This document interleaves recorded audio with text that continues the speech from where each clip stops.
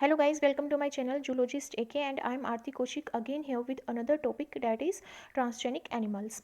And in this video I'm going to discuss some basic points. Basically it will be an introductory lecture, but it has some advantage also, like it is a time consuming process because we are transferring an animal, and it is costly because we need two organism, and we need to culture the cells through which we are extracting a particular gene of interest. Then we will um, um need a vector through which we will transfer the gene to the host. And it is not always it will be successful. It has on off chance of being successful, and difficult. It is a very difficult process to introduce new genetic traits or new gene by these selective breeding methods. So before this transgenic process, before the development of biotechnology, we were using this selective breeding method. Selective breeding method is a process in which we breed two variety that are superior than others. So here our focus is over the superiority of an animal. And another thing that we need to know, that this technique is very difficult. Why it is so difficult? Because it's trained with a newly discovered and valuable gene may also carry some deleterious gene that are harmful for us, or that cause different types of mutations and some genetic abnormality, etc. So after crossing, uh, it would diminish the existing genetically determined production level of that particular transgenic animal. That is why it is very difficult. And if I talk about the history of this technique that we are going to study today, so this was before the development of this biotechnology, we were using the selective breeding method. It was the only way to enhance the genetic features of domesticated animal. It was not until 1996, उसके बाद से जो researchers थे वो successfully produce कर पाए डोली को, जो कि एक लाइव थी, but later on it die in a very early age. क्या था, उन्होंने मेमरी ग्लैंड से न्यूक्लियस को एक्सट्रैक्ट किया और फिर उसको ओवम में सेकेंड शिप के उसको इंसर्ट कर दिया. इस प्रोसेस के थ्रू उन्होंने एक ट्रांसजेनिक एनिमल प्रोड्यूस किया जिसका नाम है डोली. और फिर उसके बाद जो लेटर इसकी जो रिसर्च हुई वो हुई जापान में. उन्होंने 8 काव्स को क्लोन किया था एक सिंगल काव के थ्रू, बट उसमें से 4 ही सर्वाइव कर पाए. Beside cattle and ship other mammals भी हैं जिसको हम क्लोन करते हैं सोमेटिक सेल टेक्निक का यूज़ करके. इसमें हमारी कैट आती है, डियर आते हैं, कैनाइन फैमिली के मेम्बर्स आते हैं, डॉग आता है, हॉर्स आता है, म्यूल आता है, ऑक्स, रैबिट एंड रेट. और रिसेंटली रेसिस मंकी को भी क्लोन किया गया है. और जो क्लोनिंग मेथड था वो सोमेटिक सेल ना होके एम्ब्रियो स्प्लिटिंग के थ्रू हुआ. Hope you well aware with somatic cells. Somatic cells are the cells other than the gametic cells. Gametic cells are sperms and ova, and so these are other cells. और जो embryo splitting है वो process होती है, हमें पता है कि जो ब्लास्टोमर एक स्टेज आती है, एम्ब्रियो जब डिवाइड होती है, पहले उसमें मोरूला हमारी ब्लास्टूला गैस्ट्रूला स्टेज जो आती है. तो क्या होता है कि एक स्टेज होती है जिसमें ICM इनर सेलुलर मास बनता है. जब तक वो सोमेटिक रहती है, टोटीपोटेंसी वो कंसिस्ट करती है. तो टोटीपोटेंसी जब तक वो कंसिस्ट करती है, उस टाइम पे अगर उसको स्प्लिट कर दिया जाता है तो वो फुल्ली ग्रो कर पाएगी एक वेल डेवलप्ड ऑर्गेनिज्म की फॉर्म में. तो यही प्रोसेस यूज़ की गई रेसिस मंकी की को क्लोन करने के लिए. तो जनरल स्ट्रेटजी की बात करें जो यूज़ की जाती है ट्रांसजेनिक एनिमल्स को प्रोड्यूस करने के लिए, तो सबसे पहले क्या किया जाता है, क्लोन जीन जो है वो इंजेक्ट किया जाता है न्यूक्लियस में. किसके? एक फर्टिलाइज्ड एग के. सबसे पहले तो हमें वो जो जीन है पर्टिकुलर ऑर्गेनिज्म की सोमेटिक सेल से एक्सट्रैक्ट करना होता है. फिर हम PCR वगैरह टेक्निक का यूज़ करके उसको क्लोन करते हैं. फिर क्लोन करने के बाद उसको वेक्टर में इंजेक्ट करते हैं और वो वेक्टर ट्रांसफ़र करता है उस पर्टिकुलर जीन को हमारे होस्ट में.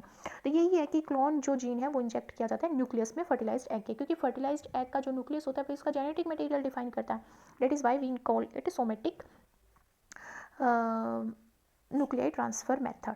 फिर क्या होता है, इनोकुलेट करते हैं फर्टिलाइज्ड एग को, और इनोकुलेट करने के बाद उसको फर्टिलाइज करके हम उसको रिसेप्टिव फीमेल में इम्प्लांट करते हैं। काफ़ी हद तक ये IVF से मिलता जुलती प्रोसेस है। फिर जब एम्ब्रियोनिकल डेवलपमेंट सक्सेसफुल हो जाती है तो हमारा जो ऑर्गेनिज्म है वो प्रोड्यूस हो जाता है। एज वी नो डैट कि जो हमारी जो एम्ब्रियोनिक स्टेज वाली प्रोसेस है कि एक ऑर्गेनिज्म को जो गेस्टेशन जो पीरियड है वो हम लेबोरेटरी में नहीं परफॉर्म कर सकते, इतनी हम एडवांस नहीं कर पाए हैं अपनी टेक्नोलॉजी को। That is why we need a female body to make our embryo and fully grown organism. Some of the offspring derived from the implanted embryo carry the clone gene in all of their cells, and कुछ animals होते हैं जिनके साथ ये जो clone jeans होते हैं उनकी जर्म लाइन के साथ इंटीग्रेट करते हैं, और वो जब आगे फर्दर रिप्रोड्यूस करते हैं तो उनकी जो प्रोजेनी होती है उसमें भी वो उस क्लोन जीन को ट्रांसफ़र करते हैं, जिसकी वजह से एक पूरी न्यू जेनेटिक लाइन यहाँ पे इस्टेब्लिश हो जाती है। तो वेरिएशन आ जाती है एक पॉपुलेशन के अंदर। एप्लीकेशंस की बात करें तो जो ट्रांसजेनिक एनिमल को प्रोड्यूस करने की टेक्निक है ये एनिमल मॉडल को इस्टेब्लिश करती है ताकि हम ह्यूमन डिजीज़ की स्टडी कर सकें, हम फॉरेन प्रोटीन्स को प्रोड्यूस कर सकें बर्ड के एग में। जैसे हम एग कंज्यूम करते हैं, हम मिल्क कंज्यूम करते हैं, और एक पर्टिकुलर डिजीज़ है ह्यूमन रेस में जो किसी पर्टिकुलर प्रोटीन की डेफिशिएंसी से हुई है, तो हम क्या करते हैं, ह्यूमन सेल से उस पर्टिकुलर जीन को एक्सट्रैक्ट करते हैं जो उस प्रोटीन को कोड करता है। उस जीन को फिर हम क्लोन करते हैं और वेक्टर के थ्रू एक पर्टिकुलर बर्ड के एग में या फिर काऊ वगैरह के जो मेमोरी ग्लैंड को हम टारगेट बना के उसमें इंजर्ट करते हैं, ताकि एग से आइदर एग से और मेमोरी ग्लैंड से वो मिल्क के थ्रू या फिर एग के थ्रू वो प्रोटीन को एक्सप्रेस कर पाए और उस डिजीज़ को क्योर हम कर पाएँ, वो मिल्क एज ए नरिशमेंट की फॉर्म में उस पर्टिकुलर पेशेंट को दिया जाए। तो ये बहुत सारी प्रोटीन डेफिशिएंसी वाली जो डिजीज़ है उसमें एक कारगर उपाय होता है ट्रांसजेनेसिस की प्रोसेस के थ्रू जो हम करते हैं।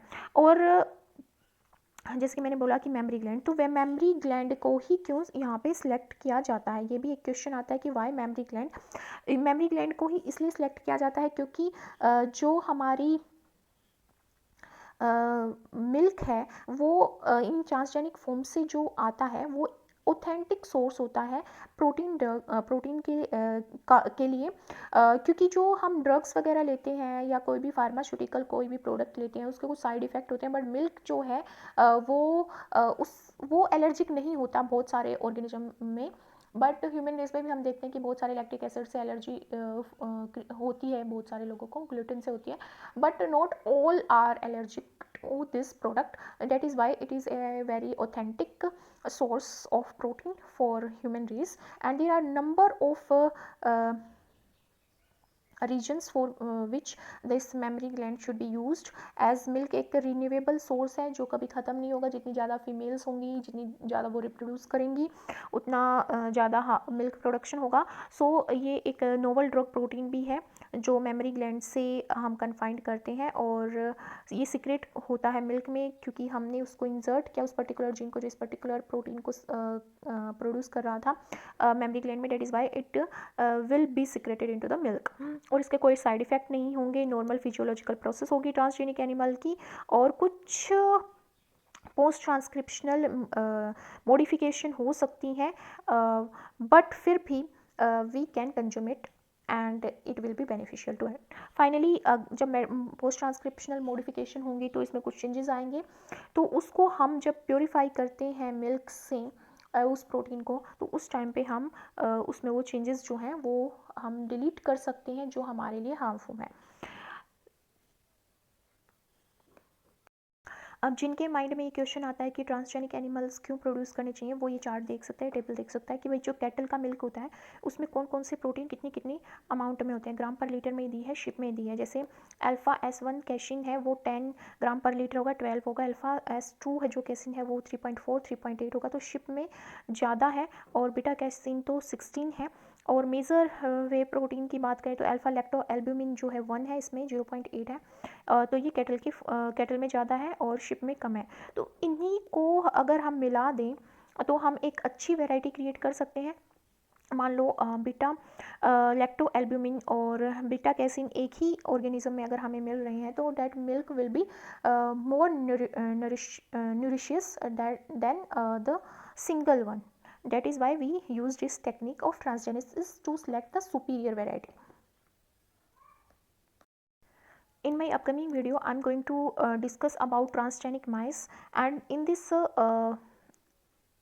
lecture I will discuss all these points like retroviral vector method, DNA microinjection method, the engineered embryonic stem cell method and genetic modification with Cree-Loxby recombination method. ये हमें recombination में आपने पढ़ा होगा.